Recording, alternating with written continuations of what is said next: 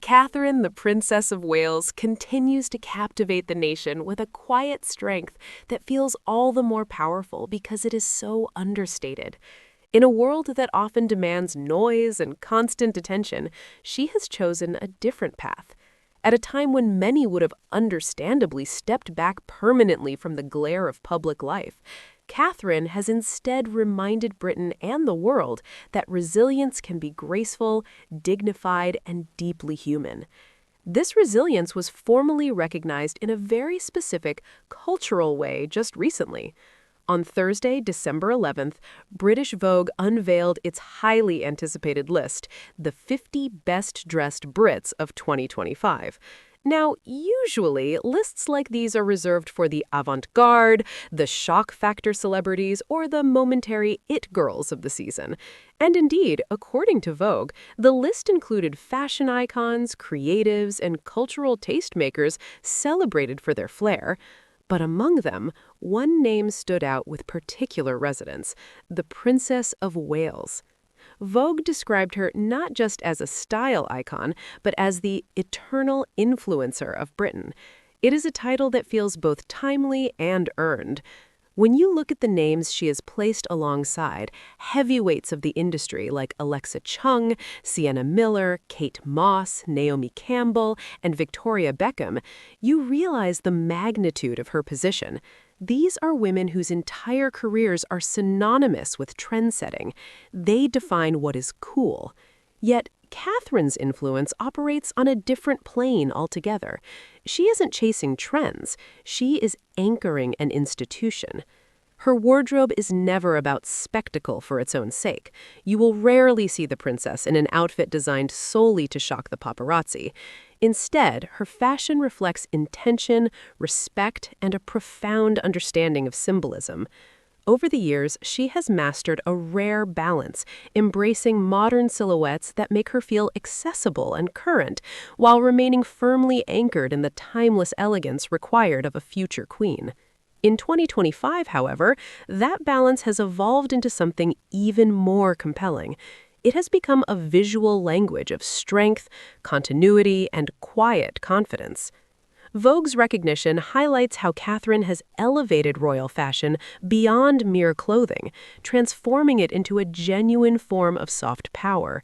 Every color she wears, every coat she recycles, and every gown she debuts sends a message of stability, optimism, and connection to the people she serves. She is telling us, without speaking a word, that she is here and she is steady. But to truly understand why this Best Dressed title matters, we have to look at the extraordinary context in which it arrives. The glamour of a Vogue list stands in stark contrast to the brutal reality the princess faced just a year prior. In March 2024, Kensington Palace released a video that stopped the world in its tracks. Sitting on a park bench, alone and vulnerable, Catherine revealed that she had been diagnosed with cancer.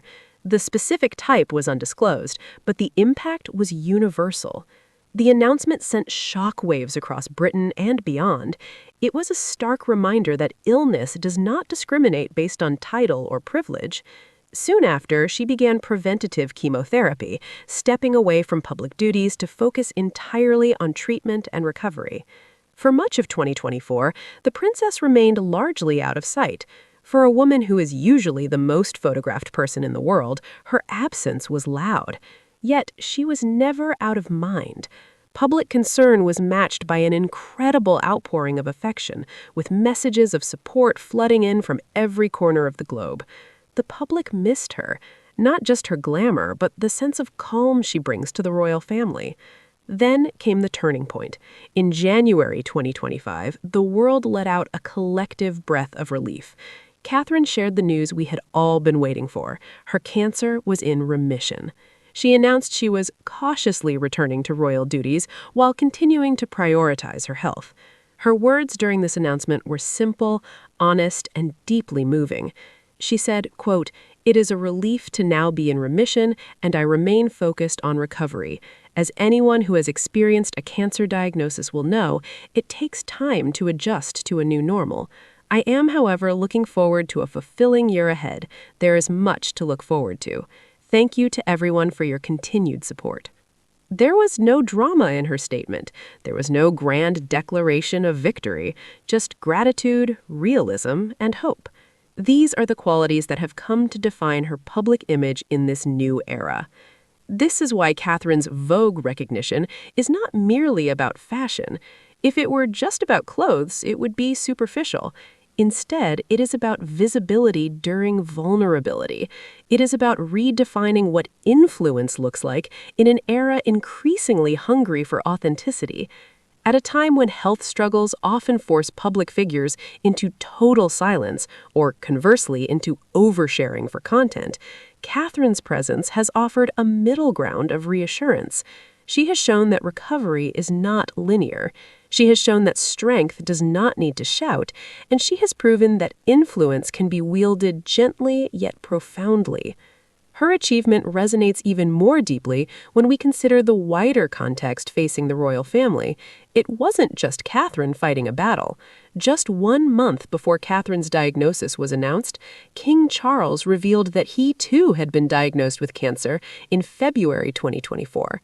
The overlapping health challenges brought an unprecedented sense of fragility to the monarchy. For the first time in decades, the institution looked human, breakable, and thin on the ground. This double blow brought a renewed appreciation for continuity and duty. As Catherine gradually resumes public life in 2025, there is a palpable sense that Britain is watching her differently now. They are watching not with expectation or judgment, but with respect.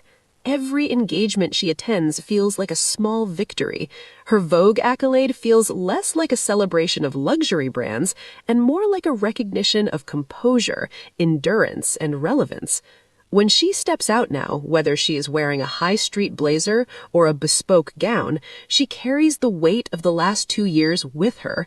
She represents the survival of the monarchy in a literal sense.